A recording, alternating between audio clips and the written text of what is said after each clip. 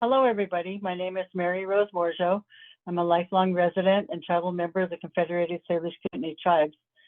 I'm taking my master's in natural resource management at Salish Kootenai College in Pablo, Montana, and I'm currently employed with Confederated Salish Kootenai Tribes Natural Resource Environmental Protection Division. Next.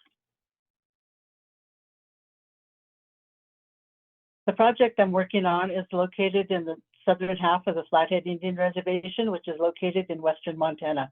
Next. The three tribes represent the Confederated Salish Kootenai Tribes that lives on the Flathead Indian Reservation. It's the Bitterroot Salish, the Upper Pend Oreille, and the Kootenai. Next. So my proposed site is down by Dixon. As you can see, I have a couple maps here. One is an overhead map, and the other one is showing you how close it is to Flathead River. And it's a retired industrial site that we used in the late 1970s to 1993. Next. Again, here's two pictures. One is taken in 1990, and the other one is in 2022, just to show you the difference of what had happened, transpired on the property during that time. Next. The little history of the site. It's a 110-acre property, and it's just north of the confluence of the Jocko and Flathead Rivers. Again, it was in the late 1970s through early 1990s that there was a post and pull yard there. There was contaminated soil, which we've seen cleaned up in 2021. Next. So what I'd like to do at this site is do a cultural restoration and climate change effects on the Flathead post and pull.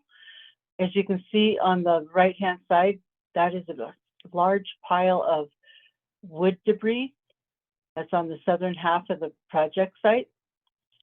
So that large pile of wood debris, as it decays, can potentially throw carbon and hydrogen, which can affect climate change and can contribute to increased global warming. Next. So the main plan here is to bring together the past of our elders and the current knowledge to restore this site. It's a half-mile upstream, and traditionally the Kootenai used to use this as a river access to hunt and gather across the property there. Keeping this area preserved for future generations is of utmost importance of the tribal elders. On the far left here, you can see where they were playing stick game down on this site. We're not quite sure the year of this photo. I would assume it to be the 1940s or 50s. Next. So some of the things we talked about doing down there is replacing the original vegetation. After I do interviews with the elders and find out what vegetation was for sure there. In some of the history books, it talks about being a place of the wild plums.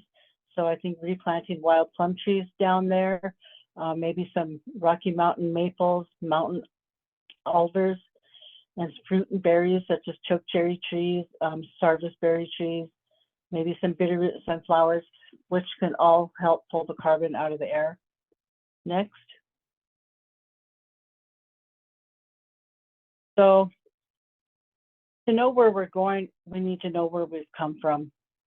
So after talking with the elders, I think restoring the vegetation down there, making sure we have safe water access, connecting the past history to the future, and we'll do that with signage with the history on it, create a safe environment for all of our people to connect with down there. Next.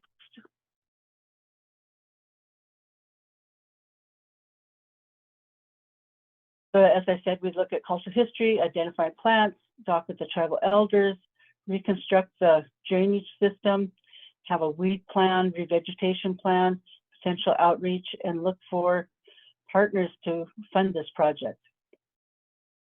Next. I hope to come back to you guys in a year or two and let you know how my project went and share before and after pictures with you. Thank you, and you will have a good day.